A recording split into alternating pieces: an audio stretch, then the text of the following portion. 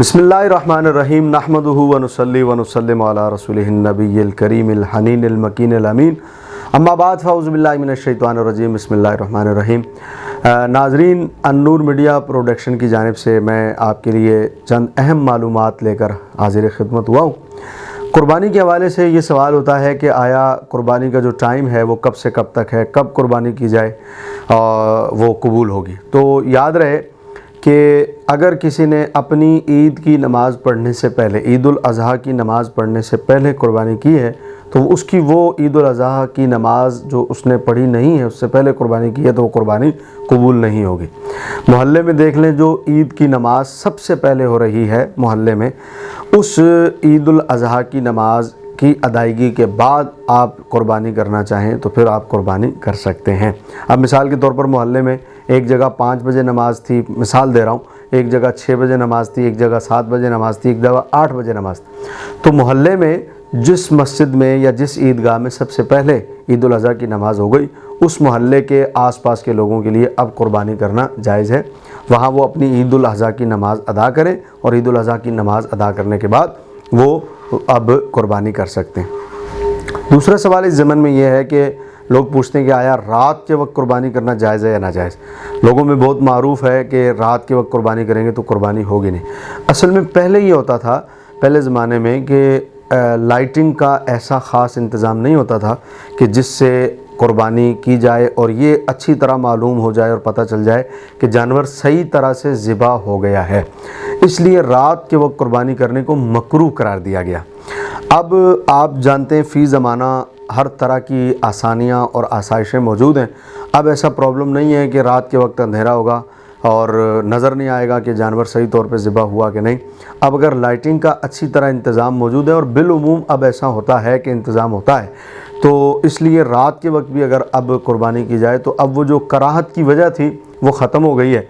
लिहाजा अगर अच्छा इंतज़ाम है रोशनी का और फिर आप रात में ज़िबा करते हैं तो ये ज़िबा करना बग़ैर कराहत के जो है वो जायज़ होगा। हाँ, अगर आप ऐसी जगह पे हैं कि वहाँ पर अंधेरा है और रोशनी का इंतज़ाम नहीं है तो फिर बार सूरत कराहत जो है वो अपनी जगह कायम रहेगी। अब ये कि सवाल कब से कब तक कुर्बानी होनी चाहिए, तो याद रहे कि ईद उल अज़हा की नमाज़ अदा करने के बाद 10 ज़िलहिज्जा के बाद 12 ज़िलहिज्जा की गुरूब से पहले पहले असर के बाद बिलउमूम बचना चाहिए। फिर 12 ज़िलहिज्जा की के कुर्बानी की जाए। असर से पहले पहले कोशिश करके आप अगर कुर्बानी कर लेंगे तो फिर वो आपकी कुर्बानी जायज़ हो जाएगी। लेकिन अगर असर के बाद भी करते हैं लेकिन गुरूब से पहले आपने कुर्बानी की है तो बाहर सूरत वो कुर्बानी जायज़ होगी।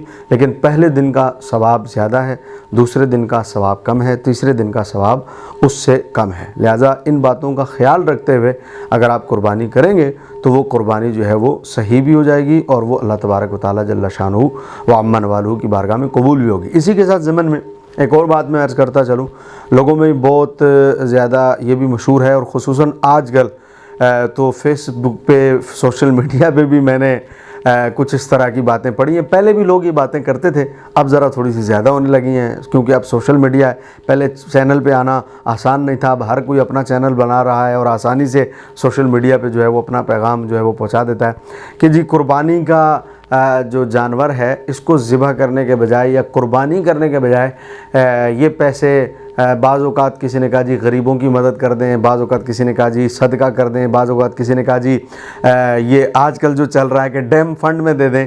तो याद रहे कि कुर्बानी जिस पर वाजिब है वो कुर्बानी करेगा तो ही उसकी कुर्बानी कबूल होगी।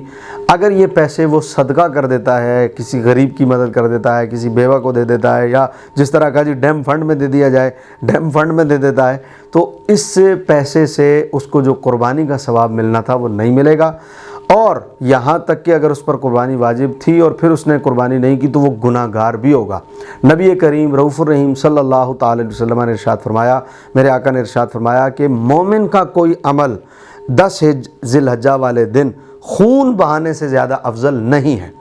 अब नबी अलैहिस्सलातु वस्सलाम के ये अल्फाज बता रहे हैं कि कुर्बानी वाले दिन सबसे ज़्यादा अफजल अमल जो है वो क्या है, وہ یہ ہے کہ وہ بندہ اس دن قربانی کرے، خون بہائے یعنی قربانی کرے، تو قربانی کرنا ہی اس کو اس ثواب تک پہنچائے گا جو مطلوبہ ثواب ہے، ورنہ اگر وہ صدقہ کر دیتا ہے تو اس کو صدقے کا ثواب تو مل جائے گا لیکن قربانی نہ کرنے کا گناہ بہر صورت اس کے ذمہ پر لازم رہے گا۔ اسی طرح ایک بندہ اگر 12 ذی الحجہ کی غروب تک بھی قربانی نہ کر سکا اور اس پر قربانی کرنا واجب تھی، تو سوال ہے کہ اب وہ بندہ کیا کرے کہ جس پر قربانی واجب تھی وہ کسی بھی وجہ سے قربانی نہ کر سکا۔ تو فقہاء کرام نے یہ فرمایا ہے اس معاملے میں کہ اب ایسا بندہ جس پر قربانی کرنا واجب تھی اور وہ ایام قربانی میں قربانی نہیں کر سکا، تو وہ بندہ جو ہے وہ رقم جتنی قربانی کی رقم تھی وہ اللہ کی راہ میں اب صدقہ کر کے اللہ تعالیٰ سے توبہ اور استغفار کرے۔ امید ہے اللہ تبارک و تعالیٰ اس کی توبہ کو قبول فرماتے ہوئے اس کا صدقہ قبول فرما لے گا۔ لیکن یہ بات اللہ تبارک و تعالیٰ کی ثوابدید پر ہے کہ اللہ تبارک و تعالیٰ جل شانہ و امن والہ آیا اس کی توبہ قبول کرتا ہے کہ نہیں۔ لیکن اگر اخلاص سے توبہ کی جائے تو کہیں نہیں لکھا ہوا کہ اخلاص سے توبہ کرنے والے کی توبہ قبول نہیں ہوتی۔ جو بھی بندہ اخلاص سے توبہ کرتا ہے اللہ اس کی توبہ کو ضرور قبول فرماتا ہے۔ اگر کسی وجہ سے قربانی نہیں کر سکے تو آپ وہ رقم صدقہ کریں، صدقہ کر کے پھر آپ اللہ تبارک و تعالیٰ کی بارگاہ میں سچی توبہ کریں، امید ہے ضرور اللہ تبارک و تعالیٰ مہربانی فرمائے گا۔ یہ چند اہم اور ضروری مسائل تھے جن کا ذکر کرنا میں نے ضروری سمجھا۔ اللہ تبارک و تعالیٰ ہماری قربانیوں کو اپنی بارگاہ میں قبول فرمائے۔